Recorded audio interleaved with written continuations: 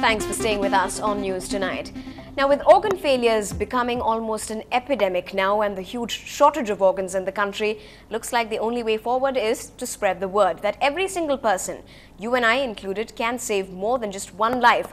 Zoya Thomas brings you this special report on the 6th World Organ Donation Day.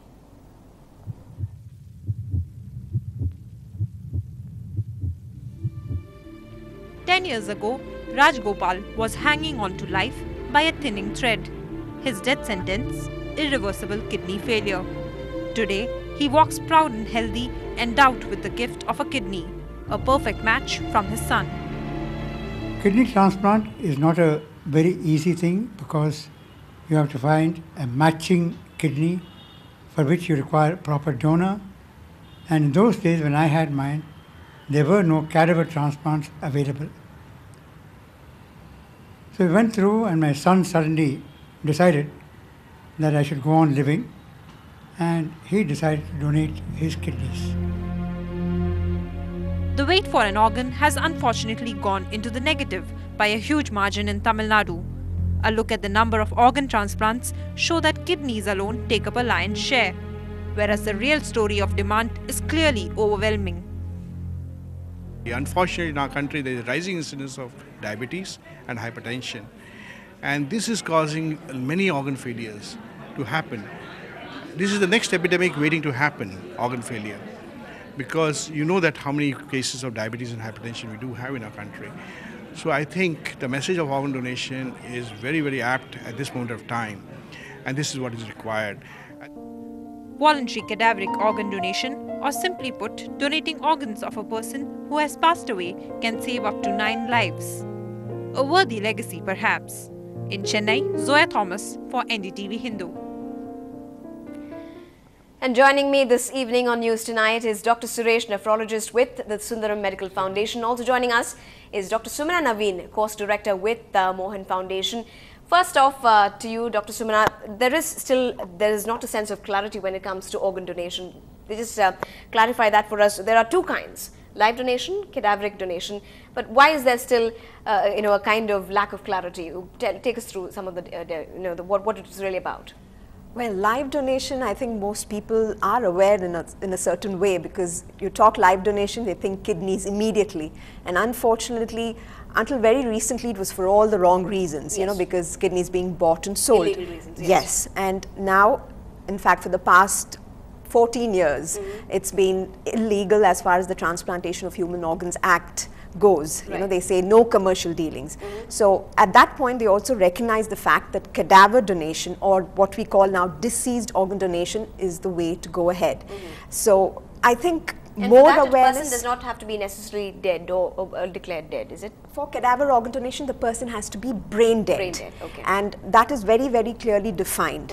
When it happens, how it happens, who are the doctors who certify it. So all that is in place as far as the act is concerned. So once I think the public has an awareness as to brain death and the fact that that can lead to organ donation and go on to saving so many lives, not just one life, but someone can donate their heart, their lungs, their liver, the kidneys, the pancreas, right. all the tissues in the body. Basically, you're talking about recycling yourself. Right. And today's mantra, as you know, is recycle everything. Absolutely. So why not oneself? As a doctor, are you happy with the infrastructure and the costs in Tamil Nadu, at least, knowing that we are perhaps the front runner when it comes to organ donation? No, I think at the current time things look very positive.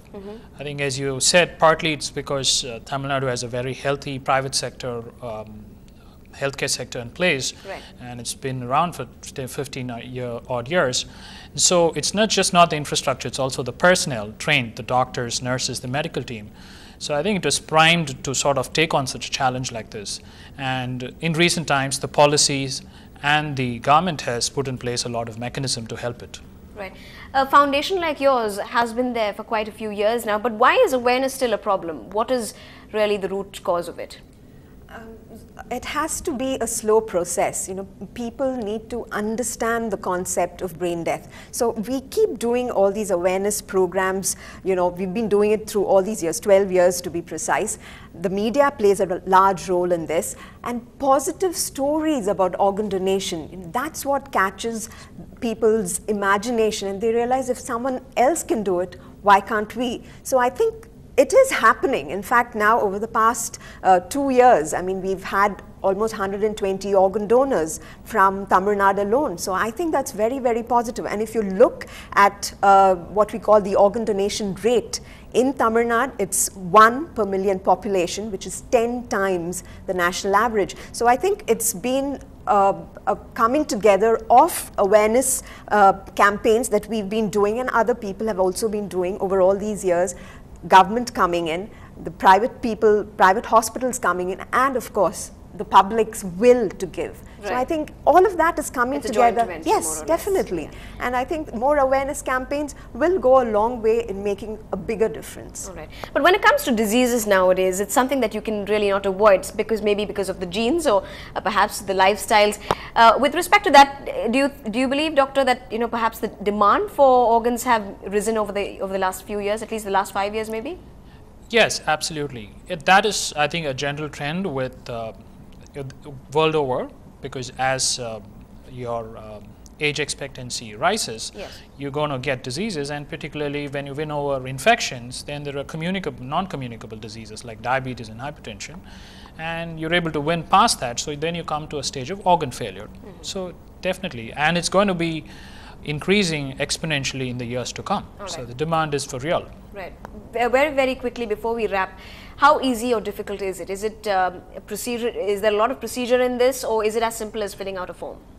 Wanting to donate? Yes. I think it's important for us to make a decision when we are alive, but even more important, it's for us to tell our families that this is what we want. We want to donate our organs when we pass away. So that message to our families is very, very important. Right. The generous act, the willpower, and matters of the heart and the mind, right? Absolutely. Thanks very much, Dr. Suresh, Dr. Sumana, for joining us on News Tonight. It's been a pleasure talking to you both. Thank you, Evelyn. Well, still ahead on the bulletin, Guangzhou was the place to be this evening. Catch the Saturday Night Fever up on the other side.